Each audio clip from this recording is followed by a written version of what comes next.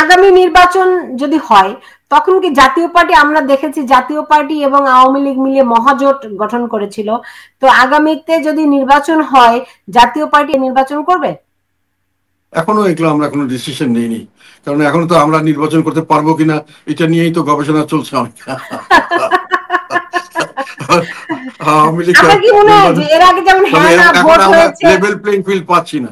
এখন আমাদেরকে সভা সমাবেশ করতে দেওয়া হচ্ছে না, আমাদের জনগণের কাছে যেতে দেওয়া হচ্ছে না, আমরা মিটিং মিছিল করতে পারছি না, আমাদের ভিউজ মানুষকে জানাতে পারছি না। ও আরেকটা জিনিস বলতে বলেছে, আমাদের মিডিয়া থেকে ব্যাপকভাবে আমাদেরকে বঞ্চিত করা হচ্ছে। মানে মিডিয়াতে নিউজ দেখাতে চায় না, আমাদের চেহারা দেখাতে চায় না, নিউজ দেখালেও নেগেটিভ ভাবে দেখাতে হয়। অনেক সময় আমাদেরকে সাংবাদিকরাও বলেছে যে ওদের চাকরি থাকে না, এবং ওদের মালিকরা বলেছে আমাদের বিল্ডিং টিল্ডিং ভেঙে ফেলতে পারে, এই ধরনের ভয় করে তারা। তো যাই হোক, মানে মিডিয়াও আমাদেরকে করছে না, সাপোর্ট করছে না, বা সঠিকভাবে আমাদের বিষয়গুলি তুলে ধরছে না, যেটা সবাই, হ্যাঁ, সেলফ সেন্সরশিপ হোক অথবা যে কোনো কারণে হোক, হয়তো তাদের উপরে সে ধরনের প্রেশারও থাকতে পারে, অর্ডারও থাকতে পারে, আমি তো জানি না। তবে এটার কথা হলো যে এইসব কারণে আমরা কিন্তু সঠিক অর্থে নির্বাচনের যে লেভেল প্লেইং ফিল্ড সেটা আমরা এখনো পাচ্ছি না। আওয়ামী লীগ তো মাঠেই নামতে পারছে না। কাজে আওয়ামী লীগ আমরা এক হবো, আবার নির্বাচন করবো, কবে করবো, আমরা আদতে বসবাস করতে পারবো কিনা এই দেশে, জীবিত থাকতে পারবো কিনা এই দেশে, এটা নিয়েও এখন পর্যন্ত গবেষণা করা দরকার আছে আমি মনে করি। সময় মানে এখনো সময় শেষ হয়নি, এটা ডিসিশন এখনো হয়নি।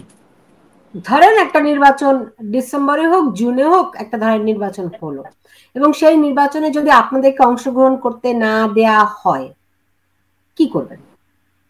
না, সেটা কি করবো তখন আমরা সিদ্ধান্ত নেব। তবে নির্বাচন যদি আমাদেরকে বাদ দেওয়া হয় বা অন্যান্য দলকে বাদ দেওয়া হয়, তবে নির্বাচন বর্জনের একটা ডাক দেওয়া স্বাভাবিক ব্যাপার। এবং সেখানে দেখা যাবে যে বেশিরভাগ লোক হয়তো নির্বাচন তখন ভোটে দিতে যাবে না। এটা হয়েছে, আমরা একটা ষষ্ঠ সংসদ নির্বাচন 90-র পরে 96-এর 15ই ফেব্রুয়ারি একটা নির্বাচন বিএনপি দিয়েছিল, যেখানে ওই নির্বাচন থেকে সবাই বর্জন করেছিল, ফলে নির্বাচনটা হয়নি। 2014-তে অনেকেই বর্জন করেছিল, আমরাও বর্জন করেছিলাম। যাই হোক, তারপরে নির্বাচন হয়ে গেছে। কাজে কি হবে এটা বলা মুশকিল, জনগণের পার্টিসিপেশনটা সঠিকভাবে হবে না। তবে এগুলো আজকাল কারচুপি করা যায়, যেটা আমি ওই 2024-এর নির্বাচনের পরে এগুলো ডিটেল ভাবে সংসদে বলেছি, ডিটেল ভাবে আমি আর্টিকেল লিখেছি বাংলা এবং ইংরেজির, সব পেপারে এসছে এটা, যে কি কিভাবে হয়েছে। কাজে ওটা করতে পারে, ওটা হয়তো হতে পারে। তবে আমাদের তখন যাতে করে সঠিক নির্বাচন হয় তার দাবি করতে হবে আর কি। জি, এখন ধরেন আপনারা যদি মানে এরকম হয় যে নির্বাচন বর্জনের কথা আপনি বললেন, তো আপনারা কি কোনো লিডিং নিতে পারেন কিনা, যে কোনো জোট গঠনের ডাক দিতে পারেন কিনা? শোনো, সবচেয়ে বড় শক্তি হলো জনগণ। জনগণ যেটা চাইবে সেটাই শেষ পর্যন্ত দাঁড়িয়ে যাবে। আমরা হয়তো অনেক কিছুই করতে চাইবো, কিন্তু জনগণের সমর্থন পেলে এটা সম্ভব হবে।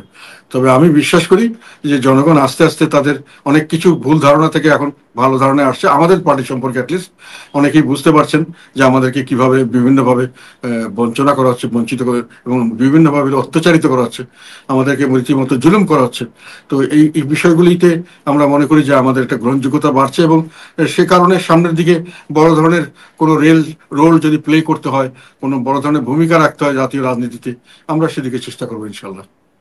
এমনিতে ধরেন ভারতের সঙ্গে আপনাদের সুসম্পর্ক আছে, আমেরিকার সঙ্গে সম্পর্কটি কেমন? সুসম্পর্ক আছে আমাদের সঙ্গে, ভারতের সঙ্গে আছে, আমেরিকার সঙ্গে আছে, আমাদের ইউরোপিয়ান ইউনিয়নের সঙ্গে ভালো সম্পর্ক, অস্ট্রেলিয়ার সঙ্গে আমাদের ভালো সম্পর্ক। ভালো সম্পর্ক সবাই, প্রায় সবার সঙ্গে আমাদের ভালো সম্পর্ক চায়না? বলা যায়। চায়না? চায়নার সঙ্গে হ্যাঁ, খুব ভালো সম্পর্ক, চায়নার সঙ্গে আমার ভালো সম্পর্ক। তো এই যে ট্রাম্প প্রশাসন যে সমস্ত অ্যাক্টিভিটি বা মন্তব্য করছে, এবং আমরা দেখলাম আমেরিকা থেকে কয়েকটা প্রতিনিধি দল বাংলাদেশ সফর করেছে, তাদের সঙ্গে আপনাদের কোন রকম কোন আলাপ আলোচনা কোনো কিছু হয়েছে না, কি? আলাপ আলোচনা সবসময় তারা করতো, সবসময় করেছে। এখন এইবার সরকার যখন আমাদেরকে ওই যে ওনার নিয়োগকর্তা এবং ওনার অভিভাবকরা যখন বাধা দিল, তখন থেকে সরকারিভাবেই এটাকে বোধহয় নিষেধ করে দেওয়া হয়, যার জন্য ওনারা করছেন না। তবে একেবারে আমাদের সঙ্গে কমিউনিকেশন নাই তা নয়, তারা আমাদের খোঁজ খবর করেন, এবং মোটামুটি আমাদের সম্পর্কে তাদের ধারণা আছে, আমাদের মতামত তারা নিচ্ছেন অনেক ক্ষেত্রে।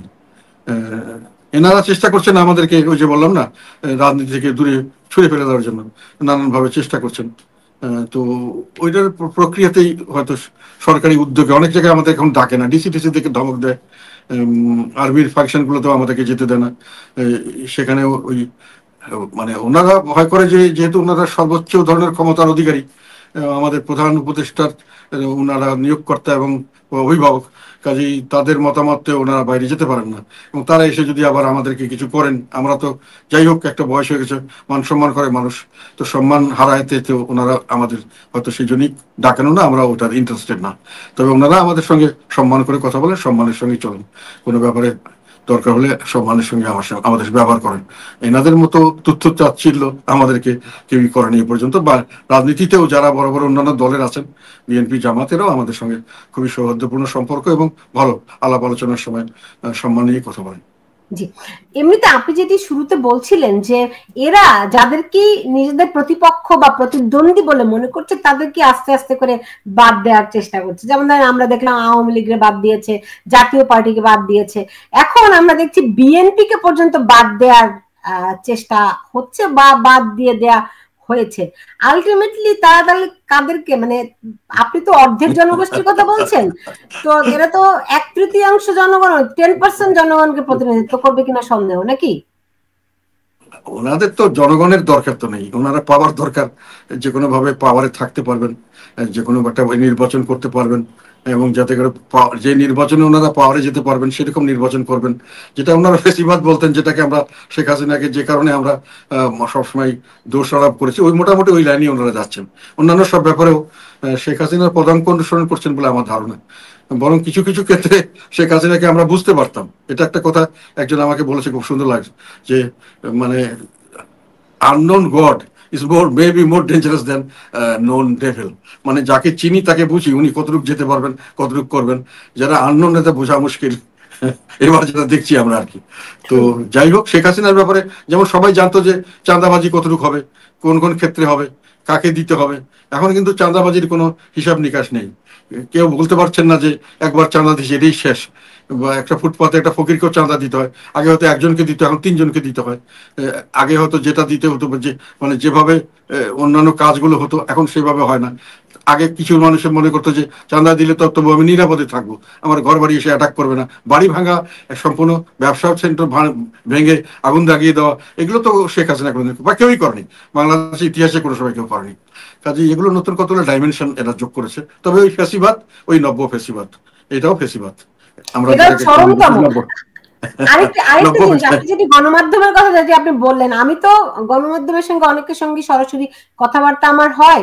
এটা শুধু সেলফ সেন্সরশিপ নয়, এটি প্রধান উপদেষ্টার কার্যালয় থেকে শুরু করে বিভিন্ন জায়গা থেকে এই যে তথাকথিত সমন্বয়ক, আমি বলি নাহিদ সার্জিসরা, এদের যে চক্র, এদের যে গ্যাং, এরা এমন ভাবে গণমাধ্যমের উপর খবরদারিত্ব করে যে কেউ ভয়ে কোনো খবর প্রকাশও করতে পারে না। আগে একটা বিটিভি ছিল, এখন যে এখন বলে 40টা বিটিভি আর কি হয়েছে। না, ওটা আবার তাদের, হ্যাঁ ওটাও ঠিক।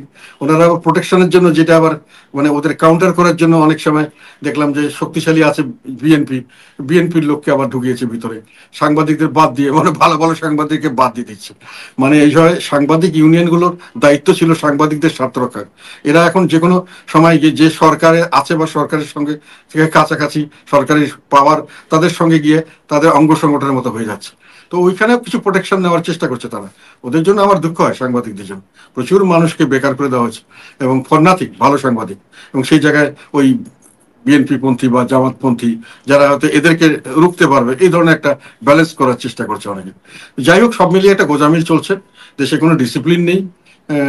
আগের শেখ হাসিনার সরকারের সময় ফেসিবাদ ছিল, কিন্তু ফেসিবাদের একটা ডিসিপ্লিন ছিল, মানে ফেসিবাদটা কোন লাইনে কতটুকু যাবে আমরা বুঝতাম।